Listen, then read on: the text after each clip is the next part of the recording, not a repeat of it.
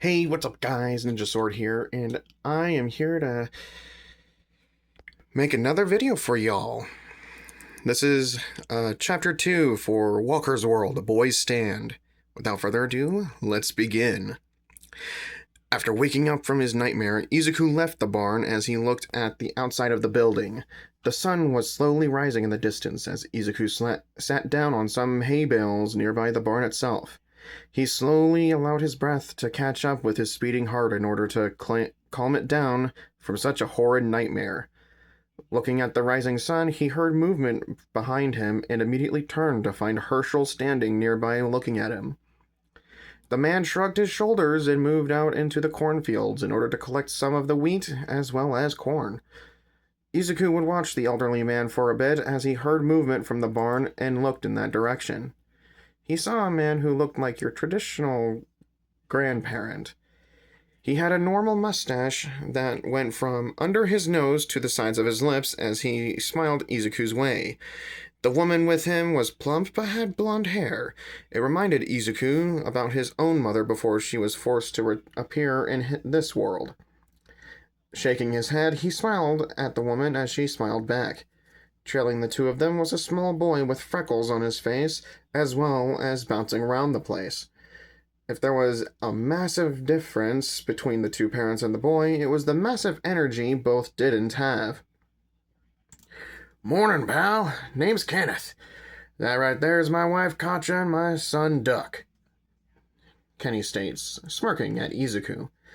"Dodging or quacking?" Izuku asks, confusion on his face.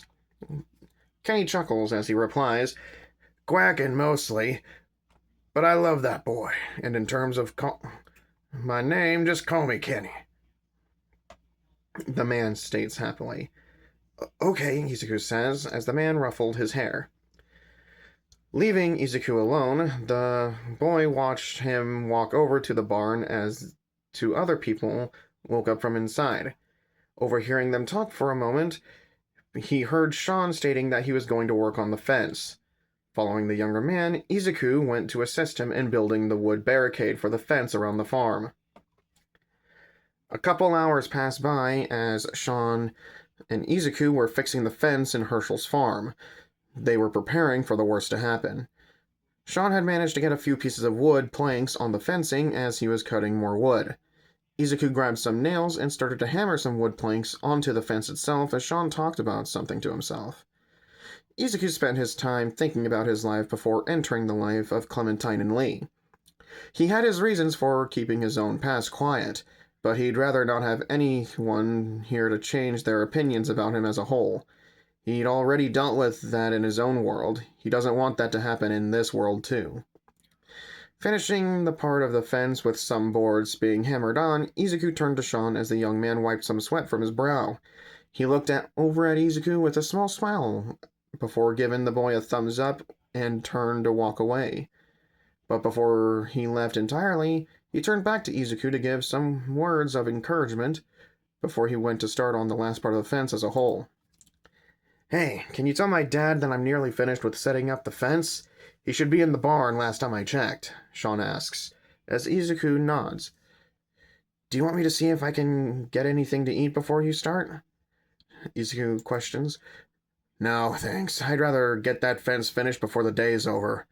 Can't be seen wasting daylight or anything," Sean says, waving whilst Izuku walked away. Izuku replies with an okay, turning towards the barn and walking towards it. As soon as he reached the barn, Izuku saw Herschel deep within it, clearing up some of the hay. He had apparently been trying to make it more livable since he was not really expecting a whole lot of people in the simple week. And from what it now looks like, it seems to be much more safe for those sleeping inside of it. Walking into the barn, Izuku stopped nearby as the elderly man continued to collect hay on his pitchfork. He glanced over at Izuku, seeing the boy was acting very suspiciously towards the whole area. "Well, I guess you came here for some reason," Herschel asks. "Sean told me to tell you that the fence is almost done," Izuku replies, with Herschel smiling. That boy was always a survival prep artist. Thank you for informing me about it. How much is left? Herschel questions. Just a small part behind the farmhouse. He wanted to get it finished before the day ended, Izuku replied, causing Herschel to nod. That's a good idea. Better have it prepared and fully built up than to last than having a picket fence, Herschel replied, rubbing Izuku's hair again. The both of them stayed quiet for a bit as Herschel continued his work in collecting the barn of most of the hay on the ground. Izuku picked up a pitchfork himself, whilst nearly falling backwards due to its lanky size, and he assisted the elderly man. Herschel gave him a look of acknowledgement as Izuku assisted him with cleaning up the barn. They were just about finished with it when Lee had arrived to inform Herschel about what he'd talked to Sean about. But suddenly Herschel's eyes turned into a somewhat glare as he looked at Lee with some kind of prejudice. Hey, Herschel, your son sent me here to tell you that he's nearly finished with the fence. It'll be built within the hour, Lee states, smiling at Herschel. Is that so? Well, far it be from me to curse him out for preparations. What was your name again? Herschel asks, suspicion in his tone. It's Lee, Lee replied. Well, that's all well and good. What are your plans for when you leave the farm eventually? Herschel asks, his eyes focused on his task. My best guess was heading over to Savannah. Clementine's parents were last heard being there, Lee states, as Herschel nods. Well, I hope you find them, and that they're fine and not part of this undead legion you and Sean have been talking about, Herschel replies, standing up to stretch. I will make sure that we find her parents, but I'm not too sure if they're still alive anymore, Lee states as Herschel gives him an odd look. Well, make sure to train the girl how to defend herself at some point. Can't have children die during these times. It makes us feel less human if they die off too early, Herschel states before turning to his work. Is there something you don't like about Lee, Herschel? Izuku asks, finally getting the time to ask. I saw his name earlier this week on the Atlanta news. This man has killed a state senator.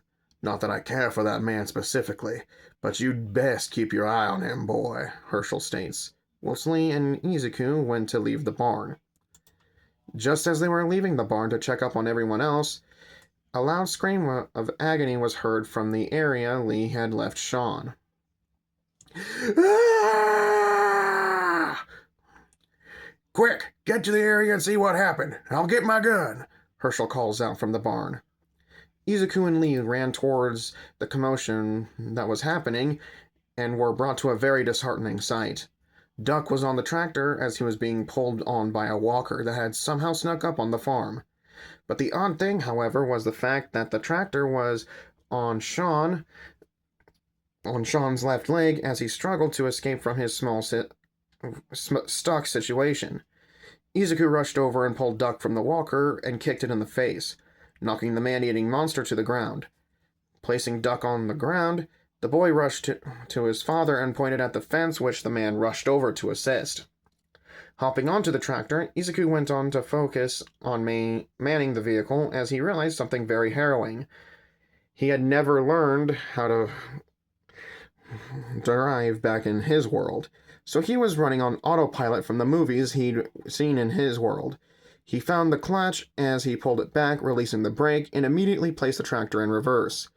Sean screamed in even more agony as the tractor had rolled back over his leg. Lee had managed to get near Sean and pulled him away from the tractor with Kenny as they brought the boy over to a tree to rest. Turning off the tractor, Izuku pulled out a knife he'd kept on hand from the small suburbs and rushed over to the fence. The walkers were leaning on the barricade as they struggled to get past it. Thrusting his blade into the first walker's head, it slumped before the second walker grabbed onto Izuku's wrist. The walker growled at him angrily. Get off me! Izuku struggled as he yanked the knife from the first walker's face. Another walker from the field called out, alerting Izuku that there were more walkers coming. Come on, get off, Izuku said, stabbing the walker holding his wrist, on the wrist, of it. As he continued to struggle with the walker on his arm, Lee had come over and punched it in the face, sending it backwards. Izuku yelps when the walker's arm had pulled him into the fence as well, and he gave Lee the knife as the man then reached over and stabbed the walker in the head. Bang! Looking behind themselves, they found Herschel holding a rifle in his hands as he shot the incoming walkers. As they pulled themselves back over the fencing, Izuku fell back onto his ass as he panted heavily. That was his first brush with death as he looked at his now bruising wrist with a slight fear and anger at himself. He couldn't get this far into his own self-loathing as they heard another scream of agony from Sean and looked over at the young man. Whilst they were busy with walkers near the broken fence, another fence was broken down as they had started to eat him alive. For the rest of his life, Izuku would never forget the look on Sean's face as the walkers stuck their hands into his stomach and pulled out his entrails. Large intestines were pulled out and feasted on by the walkers as the two other ones were biting into the young man's neck and leg. Herschel ran over to his son and shot the two walkers, with the third one standing up before being shot in the head, before pulling them away from the boy. And for some odd reason, the young man was still breathing as he looked at Herschel before smiling at him. I'll be all right, Pa. Lee, Izuku, and Kenny help me, Sean said, as Herschel knelt near his son. Don't worry, Sean. We'll get some bandages and cover this up. You'll be good, Herschel said, tears falling from his eyes. Mr. Green? Izuku asks, his tone becoming slightly worried. Herschel, we're so sorry about what happened to Sean, Lee said, trying to apologize. Grrr, get the fuck out of here! I can't stand to look at you all without even thinking about my son. Get out and never come back, Herschel growls before Kenny looked at Lee, Izuku, and Clementine. You got that ride to Macon if you want it, he said, walking away to his truck. Leaving the farm, Izuku watched as multiple other walkers made their way towards it.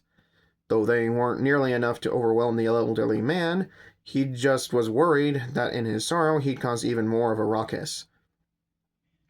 Shaking his head, he kept his eyes out on the road as Kenny drove them further away from the suburbs that belonged to Clementine's home. The little girl, however, was looking worse for wear as she hugged her legs to her chest, her face showing definite signs of trauma. Looking over the changing scenery, Izuku kept getting flashes of Sean's lifeless face looking at him, his intestines laying on the ground nearby his corpse as he stared at Izuku with a completely dead gaze. Then the man stood up to full height as he growled at him as though he were a walker. Shaking his head, Izuku looked at the surroundings as they heard the truck peter to a stop as Kenny looked ahead of them. Well, guess this is as far as we're going, he said, as everyone got out of the truck. Moving quietly through the area, Izuku kept an eye out for potential exits for them to use should they get separated.